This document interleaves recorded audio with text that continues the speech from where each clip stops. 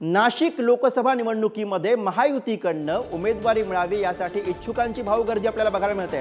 गोडसे, शांतिगिरी महाराज, दिनकर पाटील आणि नितीन ठाकरे हे इच्छुक उमेदवार सध्या आहेत। भाजपकडनं नितीन ठाकरेंसाठी जोरदार प्रयत्न होताना आपल्याला बघायला मिळत आहेत। नाशिकमध्ये लोकसभेच्या दृष्टीनं इच्छुकांची भाऊगर्दी। नितीन ठाकरेंचा मुंबईमध्ये 2 दिवसांपासून ते मुंबईमध्ये तळ ठोकून आहेत, उमेदवारीसाठी प्रयत्न करतायत। नाशिकमध्ये एकूणच महायुतीमध्ये आपल्याला इच्छुकांची ही गर्दी बघायला मिळते। एकीकडे गोडसे, विद्यमान खासदार शांतिगिरी महाराज, दिनकर पाटील आणि त्याचबरोबर नितीन ठाकरे ही काही नावं आहेत जी सध्या नाशिकमध्ये आपल्याला चर्चेत बघायला मिळतात।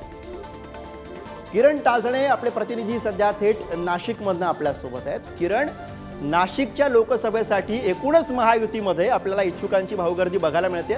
नेमकं काय काय घडतंय, कुणाकुणाची नावं चर्चेत आहेत आणि इच्छुक उमेदवार जे आहेत ते नेमकं काय काय करतायत, कशी कसरत सुरू आहे एकूणच?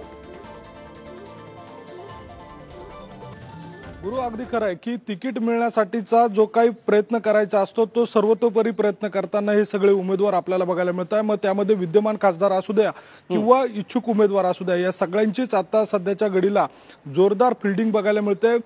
ज्या ज्या पक्षांकडनं उमेदवारी हवी आहे त्याच्या वरिष्ठ नेत्यांपर्यंतचा पोहोचण्याचा प्रयत्न असेल, त्या ठिकाणी तळ ठोकून राहणं असेल, हे सगळं काही सध्याच्या घडीला नाशिकमधील उमेदवार करताना आपल्याला बघायला मिळतं। यामध्ये स्वामी शांतिगिरी महाराज यांनी देखील मुख्यमंत्री एकनाथ शिंदे यांची भेट घेतली होती। विद्यमान खासदार हेमंत गोडसे हे देखील आपल्यालाच तिकीट मिळणार अशा पद्धतीचा दावा किंवा त्यांना तसा विश्वास देखील आहे। दुसऱ्या बाजूला नितीन ठाकरे जे 2 दिवसांपासून मुंबईमध्ये तळ ठोकून आहेत, त्यांनी परवाच्या दिवशी उपमुख्यमंत्री देवेंद्र फडणवीस यांची भेट घेतल्याची माहिती मिळते। त्यामुळे एकूणच संपूर्ण परिस्थिती पाहता आता जे उमेदवार आहेत त्यांच्याकडनं आपल्याला तिकीट मिळावं यासाठीचा प्रयत्न सुरू आहे। दुसऱ्या बाजूला दिनकर पाटील यांनीही प्रचार दौरे सुरू केलेले आहेत। त्यामुळे इच्छुकांची भाऊगर्दी मोठ्या प्रमाणात बघायला मिळते।